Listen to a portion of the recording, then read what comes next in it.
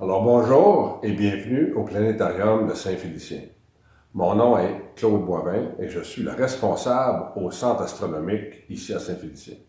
Alors aujourd'hui, on va regarder ensemble les micrométéorites. Comment ramasser des micrométéorites à la maison?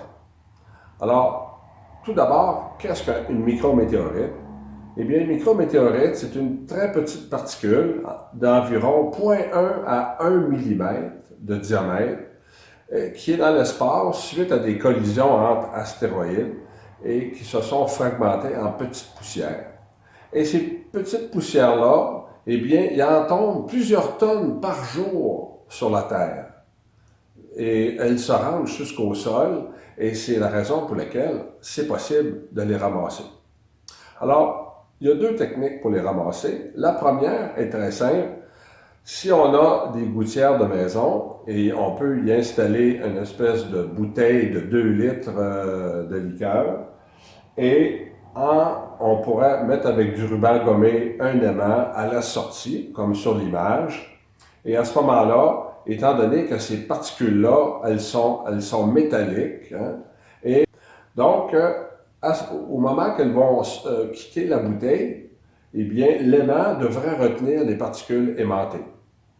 Et la deuxième méthode pour les retrouver, eh bien, c'est avec un ziploc ou un sac de plastique dans lequel on rentre notre main et l'aimant. Et à partir de l'aimant, eh bien, on peut, sur un toit de maison qui est plat ou même dans un stationnement, on peut récolter des petites particules qui vont coller à l'aimant, étant donné que ce sont des particules qui sont déjà en métal.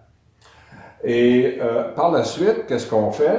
Alors, vous voyez, ici, j'ai des échantillons de matériel que j'ai ramassés. Et ce qu'on peut faire après, eh bien, on les met sur des petites lamelles comme celle-ci. Et on a le choix soit de les visionner, d'essayer de les retrouver avec un microscope optique, ou encore avec l'aide d'un microscope électronique que nous avons fait l'achat.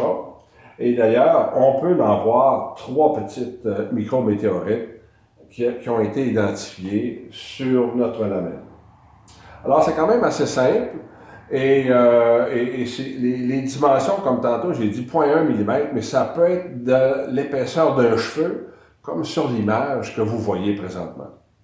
Alors, c'est un beau projet qu'on montre aux gens ici au Planétarium et on vous explique comment ça fonctionne. Et s'il y en a qui ça intéresse, eh bien, dites-nous-le, on va vous aider à en trouver.